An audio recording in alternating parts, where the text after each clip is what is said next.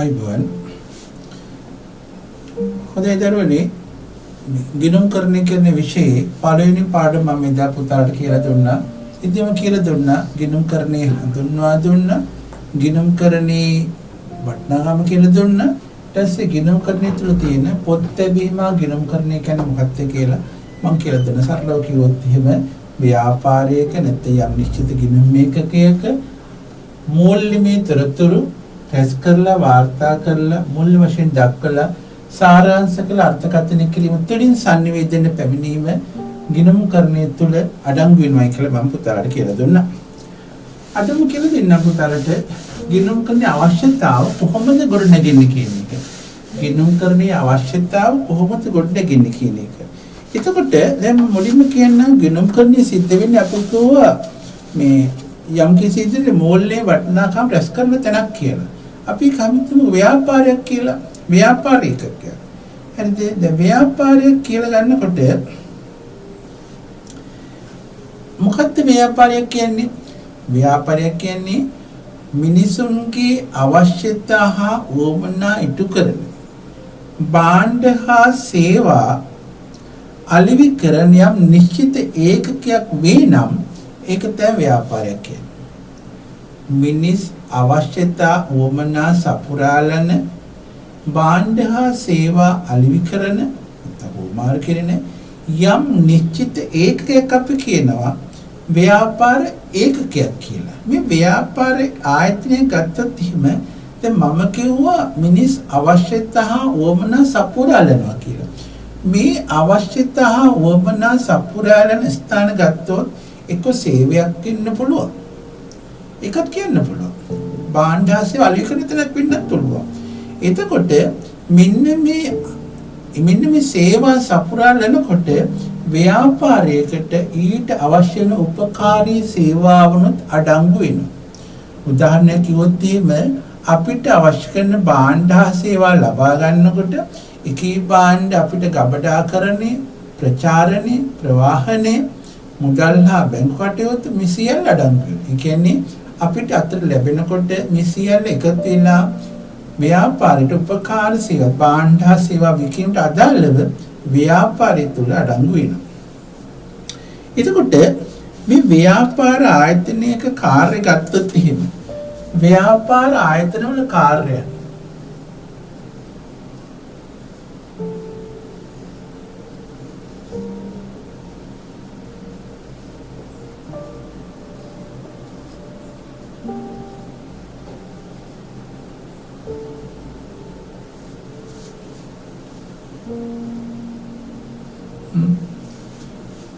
ව්‍යාපාර ආයතන කාර්යයන් ගත්තොත් එකක් තමයි මූලික වශයෙන්ම තියෙනවා භාණ්ඩ හා සේවා නිෂ්පාදනය කිරීම.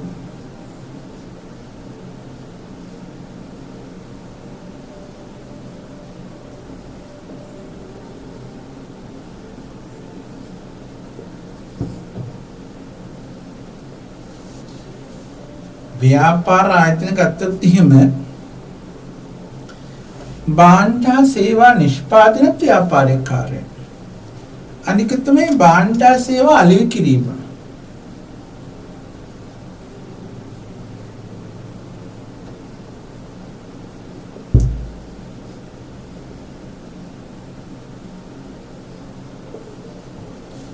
භාණ්ඩ හා සේවා නිෂ්පාදනය වගේම භාණ්ඩ හා සේවා අලෙවි කිරීමත් ව්‍යාපාරය. අපිට වැදගත් වෙන්නේ ගොඩක් භාණ්ඩ සේවා අලෙවි කිරීම.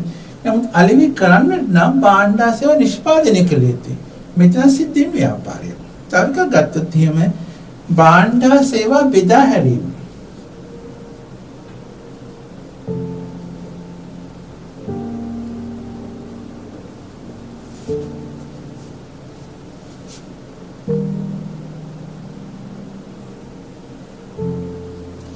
අනික තමයි උපකාරක සේවා සැපයීම.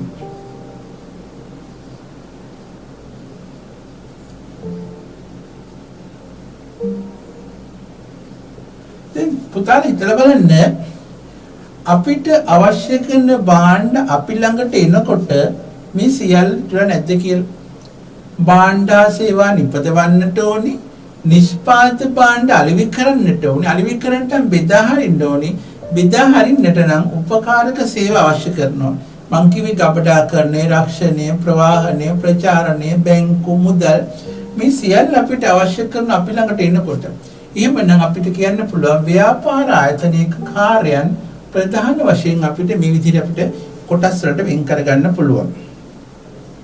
දැන් ව්‍යාපාර ආයතන ගත්තොත් මේ ව්‍යාපාර ආයතන අපිට පුළුවන් වර්ග කරන්න. මේ ආකාරයට ව්‍යාපාර ආයතන අපි වර්ග කරනවා.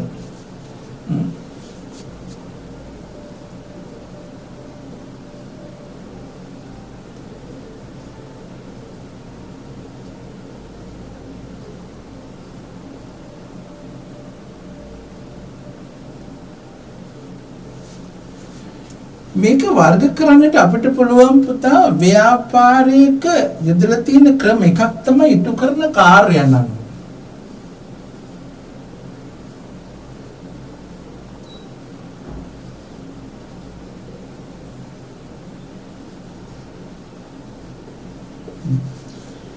ව්‍යාපාර ආයතනයේ තුලින් ව්‍යාපාරයේ තුලින් ඉටුවන කාර්යයන් අනුව අපිට පුළුවන් මේක කොටස් වලට වෙන් කරන්න. මේකත් අපිට බෙදන්න පුළුවන්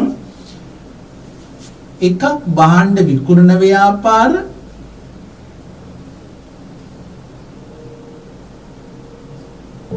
අනික සේවා සපයන ව්‍යාපාර.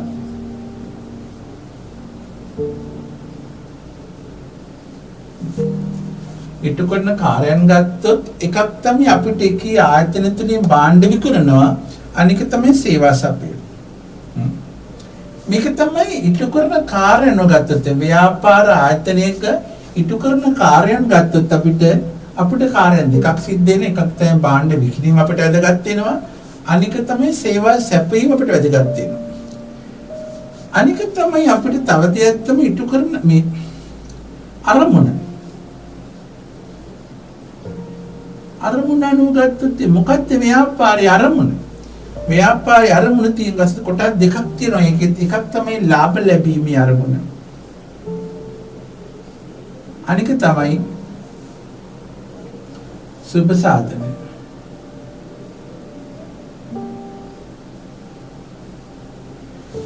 දෙබලනකෝ අපිට තියෙන ව්‍යාපාරිකයන්ට තියෙන අරමුණු තියෙන ප්‍රධාන එකක් තමයි ව්‍යාපාරයෙන් ලාභ ලැබීම. භාණ්ඩ හා සේවා අලෙවි කරලා ඒ අලෙවි කිරීම තුළින් ව්‍යාපාරයේ ලාභයක් ලැබීම. ඕක තමයි අපිට දකින්න ලැබෙන බහුලතම ව්‍යාපාර විශේෂය. අපි ජීවත් වෙන්නේ මේකී සමාජයත් එක්ක. එතකොට ප්‍රධාන අරමුණෙන් ලාභ ලැබීම. ඒ හැර ලාභ ලැබීමකින් තොරව පාත්තාකින් යන ව්‍යාපාරයේ තියෙන සුබ සාධනීය සැලසීම. සුබ සාධනීය මහජනයාට සුබ සාධනීය සැලසීම. උදාහරණයක් ගමුකෝ අපේ ගමේ තියෙන අන්‍යෝන්‍ය ආධාර සමිතිය. මේක සිද්ධ වෙන්නේ මොකද්ද? දැන් සකත් ආමංගල්‍ය ආධාර සමිතියක් ගන්නකෝ. ඒ ආමංගල්‍ය ආධාර සමිතිය කරන්නේ මොකද්ද? ගමක යම් කිසි ගේක ආමංගල්‍යයක් සිදු වුණාම එතනදී ඔවුන්ට පිහිට වෙන්න දායක වෙන්න හදලා තියෙන ඒකකයක්. එතකොට මේ ආයතනයේට, මේ සංගමයට, මේ සමාජයට අර මුදල් කොහොමද උපයාගෙන තියෙන්නේ? එතකොට ඒක උනාද කරන සේවය. ඒගොල්ලෝ එතකොට මංගල්‍ය කටයුතු කරගෙන යන්න යම් සහනයක් සලසා දෙන්න පුළුවන්, පොඩි ටික දෙන්න පුළුවන්, ඒකට අවශ්‍ය කරන්නා වූ මඩු දෙන්න පුළුවන්. මෙන්න මෙතනදී ඒගොල්ලෝ කරන්නේ සුබ සාධනෙ. මෙතන මේ සුබ සාධනෙ ලබා දෙන්න නම් ඒගොල්ලන්ට අර මුදලක් අවශ්‍ය වෙනවා. අර මුදල සපයා ගන්න ක්‍රම තියෙනවා. මම ඉදිරියට පැහැදිලි කරන්නම්. එතකොට ඒගොල්ලන්ගේ සමාජය තුළ ඒගොල්ලන්ගේ මූලික තේමාව ලාභ ලැබීම නෙමෙයි. සේවා සැපීම. සමාජයට සුබ සාධනෙ සැලසීම. ගමේ තරුණ පරම්පරාවට ක්‍රීඩා සමාජයක් තියෙනවා. මේ ක්‍රීඩා සමාජයේ අරමුණ සභාපතිට හෝ ලේකම්ට හෝ භාණ්ඩාගාරිකට හෝ ලාභ ලබන්නට නෙමෙයි. ගමේ තරුණ පරම්පරාවට ශරීර සෞඛ්‍ය සඳහා සහ ඔවුන් යහමගට ගෙන්නත් ඔවුන්ගේ කාර්ය ප්‍රතිපාටි යහපත් කරගන්නට ක්‍රීඩා සමාජයක් තියෙනවා. ඉතින් ඒකට සමාජයට අදාළ ක්‍රීඩා භාණ්ඩ ලබා ගන්නේ කොහොමද? අන්න එතනදී ඒගොල්ලෝ පුංචි ආකාරයට මුදල් ලැබෙන මාර්ග හොයාගන්න පුළුවන්. අන්න එතනදී තේමාව ලාභ ලැබීම නෙමෙයි යම් කිසි ආකාරයට සමාජයේ මුදලක් අරමුදලක් ඇස්සෙනවා නම් ඒකෙන් කරන්නේ ඒගොල්ලෝ අඩුපාඩු සපයා ගැනීම. දැන් ගත්තොත් එහෙම ඒගොල්ලන්ට ක්‍රීඩා භාණ්ඩ අත්‍යවශ්‍යයි. මුදල් නැහැ. ඒගොල්ලෝ කොටි දිනයක් පවත්වන්න පුළුවන්. සල්පිලක් පවත්වන්න පුළුවන්. ඒ ලැබෙන ආදායම ඒගොල්ලෝ මොකද කරන්නේ? ඒකී අවශ්‍යතාව සපුරා ගැනීම. අන්න ඒක නිසා ව්‍යාපාරේ ගත්තොත් එහෙම අරමුණ ගත්තොත් එහෙම අරමුණු දෙකයි එකක් ලාභ ලැබීම වෙන්න පුළුවන්. අනික තමයි සුබ සාධනය. අනික තමයි දරුවනේ අයිතිය අනුව. මම මෙතනම ලියන්නම් අයිතිය අනුව. මේ ව්‍යාපාරික පුතා අයිතිය ගත්තොත් එහෙම අයිතිය තියෙන රටක ව්‍යාපාර තුල කොටස් දෙකක්. එකක් තමයි රජය. අනික තමයි පෞද්ගලික අංශය.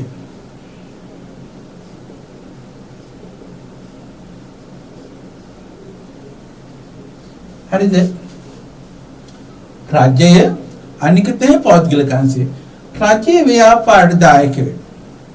මොකද රජයේ දායක වුණේ නැත්නම් එහෙම රට තුල යම් කිසි ආකාරයකට ව්‍යාපාර ඒකාධිකාර ගොඩනගෙන්නට පුළුවන්. එතකොට යම් භාණ්ඩවල මිල සම්බන්ධයෙන් ගුණාත්මක බව සම්බන්ධයෙන් ගැටලුමත් වෙන්න පුළුවන්. මෙන්න මේ හේතු නිසා රජය අනිවාර්යෙන් ව්‍යාපාරට සහයෝගය දක්වනවා, ව්‍යාපාරට සහභාගී වෙනවා. ඒ හැර ව්‍යාපාර කරන වැදගත්ම විශේෂය තමයි පෞද්ගලික අංශය. අපිට බොහෝ දුරට මුණ ගැහින්නේ මේ පෞද්ගලික අංශය.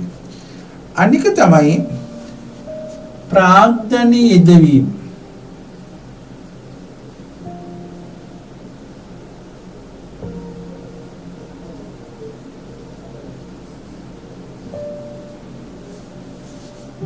දැන් ප්‍රාග්ධනීය යෙදවීම අනුව ගත්තොත් එහෙම යම් එක පුද්ගලයට පුළුවන් තමන් සතු මුදල් යොදවලා තමන්ගේ මුදලින් පමණ තමන්ට තියෙන මුදල් ප්‍රමාණය තමන්ගේ වත්කම අනුව ව්‍යාපාරයක් පටන් ගන්න පුළුවන්. අපි එහෙම ව්‍යාපාරට කියනවා කේවල සාමි ව්‍යාපාර කියලා. කේවල කියන්නේ තනි. කේවල සාමි ව්‍යාපාර. ඔට මහා පරිමාණ මුදලක් නැහැ. ඔහුට තියෙන පුංචි මුදල් ප්‍රමාණයෙන් තමන් ඉතිරි කරලා පුංචි මුදලක් තියෙනවා. ඔහුට පුළුවන් ඒකින් යම්කිසි ව්‍යාපාරයක් පටන් ගන්නට. එතකොට ඒකෙදි අඩු සේවකයෝ දාලා එයා තනියෙන් ගෙදර වෙන්න පුළුවන් කරගෙන ගෙදර පැත්තක වෙන්න පුළුවන්. ඒක අපි කියනවා කේවල සාමි ව්‍යාපාරයක් කියලා. අනික තමයි තනියෙන් කරන්න බෑ, තවත් කෙනෙක් කවුල් කරගන්න. තමන්ගේ හිතවතුන්ගේ අන්න ඒකට අපි කියනවා හවුල් ව්‍යාපාරය කියලා. හවුල් ව්‍යාපාරයක් කියලා කියන්නේ මම ඉදිරියට පැහැදිලි කරන්නම්. පුද්ගලයන් අවම වශයෙන් දෙදෙනෙක් උපරිම වශයෙන් 20ක් එකතු වෙලා ඇති කරගන්නා ව්‍යාපාර විශේෂය. අනික තමයි ඊට වඩා මහා පරිමාණයෙන් කරන්න පුළුවන් ආකාරයට ඒගොල්ලෝ ඊට වඩා හවුල් කරන වැඩි කරගන්නවා. වැඩි කරගෙන මේ ප්‍රාර්ථන යොදන ආකාරය වෙනස් කරලා ඇති කරගන්නවා සීමිත සමාගම්. අනික තමයි සමෝපකාර.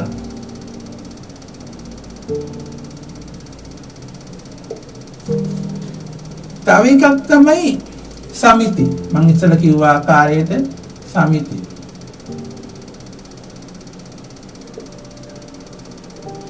අනික තමයි රාජ්‍ය දෙපාර්තමේන්තු.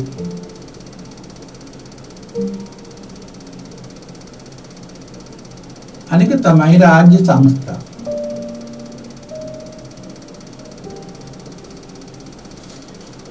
හරිනේ. දැන් ඔන්න බලන්න ව්‍යාපාර ආයතන වර්ග කිරීම ගත්තොත් ක්‍රම 4කට වර්ග වෙනවා. එකක් තමයි ඉටු කරන කාර්යයන්, අනික අරමුණ, අනික අයිතිය, අනික තමයි ප්‍රාර්ථන යෙදවීම අනුව කියලා. ඉටු කරන කාර්යයන් ගත්තොත් සිද්ධ වෙන කාර්යයන් දෙකයි. එක්ක භාණ්ඩ විකිණීම, අනික සේවා සැපයීම.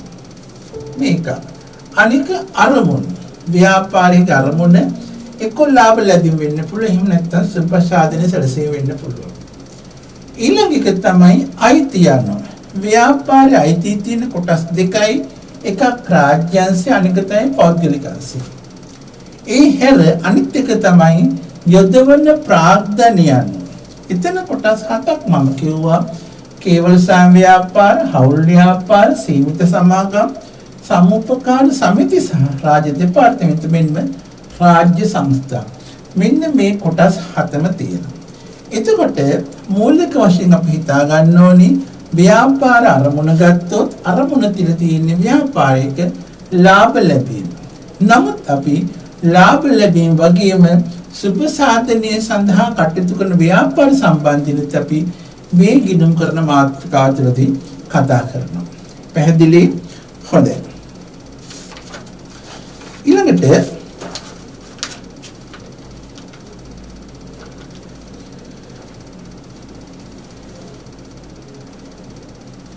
මේ ව්‍යාපාර ආයතන වල ප්‍රයෝජන නැත්නම් ව්‍යාපාර ආයතන වල වැදගත්කම් මොනවද? කොහොමද ඒක වැදගත් වෙන්නේ? කොහොමද අපිට ව්‍යාපාර ආයතන ව්‍යාපාර වල වැදගත් වෙන්නේ? මහජනට කොහොමද ඒක වැදගත් වෙන්නේ? ව්‍යාපාර ආයතන වල ප්‍රයෝජන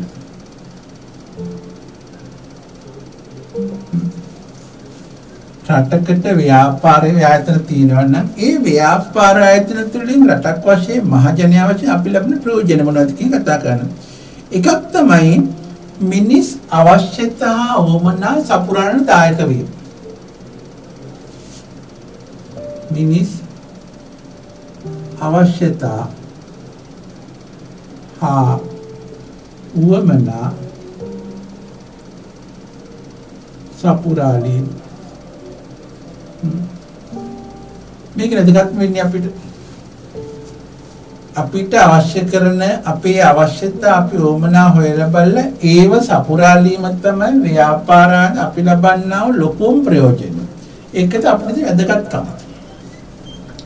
අනික තමයි භාණ්ඩ හා සේවා නිෂ්පාදනය තුළින් ජාතික නිෂ්පාදන දායක වීම.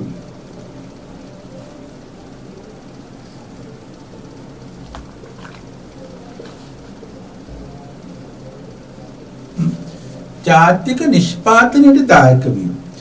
දැන් රටක භාණ්ඩ හා සේවා නිෂ්පාදනය මේ පාඩම් පුරුල් මාතෘකාවක් ඉදිරියේදී පැහැදිලි වෙයි.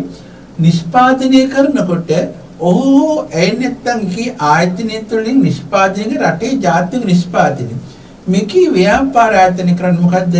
මෙන්න මේ ජාතික නිෂ්පාදනය දායක වෙනවා. රටේ සමස්තයක් වශයෙන් ඒකට දායක වීම. අනික තමයි රටේ ආර්ථික සංවර්ධනයට දායක වීම.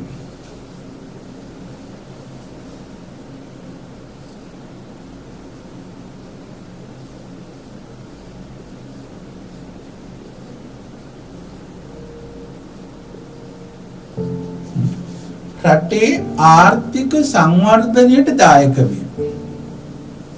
දැන් එතකොට මේ භාණ්ඩ සේවා පරිහරණයත් නිෂ්පාදනයත් රටකට අත්‍යවශ්‍යයිනේ. එතකොට ඒක නිෂ්පාදනය කරනකොට මහජනයට හවුල් වෙනවා කියලා කියන්නේ රට ආර්ථික වශයෙන් වැඩි දියුණු කරන්න සංවර්ධනය කරන්නට මේකේ ව්‍යාපාර ආයතන දායක වෙනවා කියන එක. අනික තමයි වෙනත් සමාජීය අවස්ථා ඉටු කිරීම.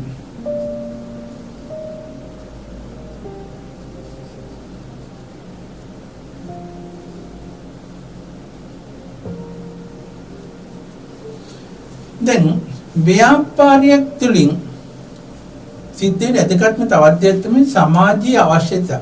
මේ රටක අවශ්‍යතා ගත්තොත් සමාජය තුළ ගොඩනගෙන අවශ්‍යතා ගත්තොත් එකක් දෙකක් තුනක් හතරක් නෙවෙයි.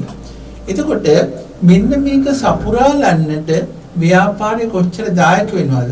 උපකාරක සේවා තුළින් මේගොල්ලෝ කොච්චර දායක වෙනවද කියන එක අපිට වැදගත් වෙනවා. එහෙමනම් ගත්තොත් එහෙම ව්‍යාපාරික ආයතනයක් තුළ තියෙන වටිනාකම නැත්නම් වැදගත්කම නැත්නම් ප්‍රයෝජන කියන්නේ ඔන්න ඔය කොටස් හතරට. පැහැදිලිනේ? right. ඊට පස්සේ අපිට වැදගත් මාතෘකාව ගිණුම්කරණය තුළ ඉන්නේ ව්‍යාපාර ඒකකයට පස්සේ අපිට වැදගත් වෙන්නේ ගිණුම්කරණ ඒකකය කියන්නේ මොකක්ද කියන එක. ගිණුම්කරණ ඒකකය. වැදගත් වෙන මාතෘකාව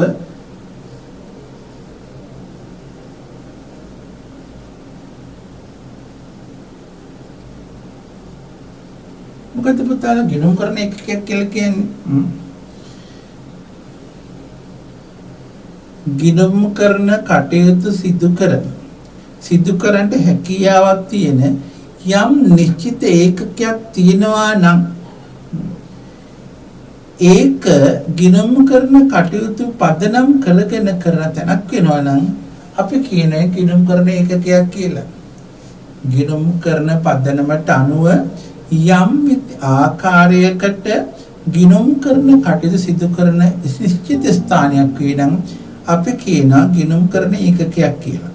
දැන් මෙතනදී පුද්ගලයෙක් වෙන්න පුළුවන්, ව්‍යාපාර ආයතනයක් වෙන්න පුළුවන්, එහෙම නැත්නම් සමාජ සංවිධානයක් වෙන්න පුළුවන්, රාජ්‍ය ආයතනයක්, මේ ඕන එකක් අපිට ගන්න පුළුවන් රටක ගිණුම් කරන ඒකකයක් කියලා. මෙන්න මේ ඒකක තුලින් තමයි මේ ව්‍යාපාර ලෝකයේ පරිණාමයට මහත් දායකත්වයක් ලබා දෙන්නේ. මෙහෙම මේක ගත්තත් එහෙම ඒකක හතරක් තියෙනවා. එකක් තමයි පුද්ගල ගිණුම් කරන.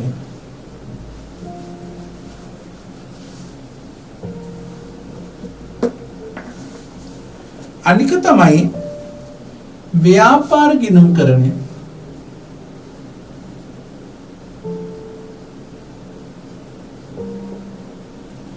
අනික තමයි සමාජීය ගිණුම් කරන.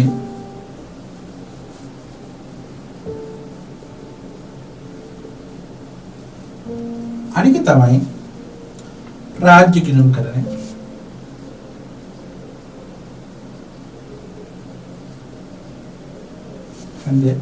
එතකොට ගිණුම් කරන පදනම ගත්තොත් ගිණුම් කරන ඒකයක් ගත්තොත් එහෙම ගිණුම් කරන ඒකක තියෙනවා පුද්ගල ගිණුම් කරන්නේ, ව්‍යාපාර ගිණුම් කරන්නේ, සමාජික ගිණුම, රාජ්‍ය ගිණුම කරන්නේ, තව එකක් තියෙනවා. දෙකක් තියෙන එකක් ජාති ගිණුම් කරන්නේ කියලා.